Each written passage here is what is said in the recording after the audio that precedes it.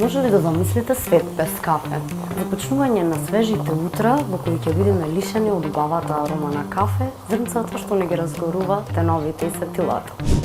Кафето, магијата за будење, потекнува од земји со богата почва и совршена клима за негово одгледување. Места како Етиопија, Бразил, Колумбија и Виетнам. Овие земји не само што имаат прекрасни пејзажи, туку тие се исто така најпознатите и најголемите производители на кафе. Но има потенцијална опасност за недостиг на кафе дури и во тие места. По климатските промени, зрната кафе се загрозени и го отежнуваат развојот на посевите на кафе во Бразил, Виетнам, Колумбија или Перу, ставајќи ги во опасност нашите утрински ритуали. Се проценува дека до 2050 година погодните површини за одгледување на кафе можат да се намалат до 50%.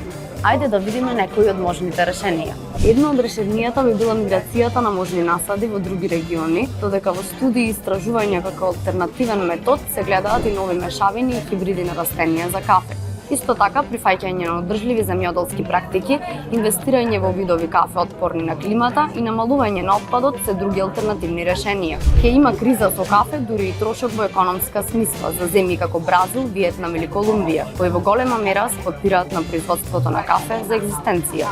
А спомнавме и отпад. Еве еден мал факт. Потрошениот талок од кафе може да се пренамени и како ѓубриво и дури да се користи во производи за нега на кожата.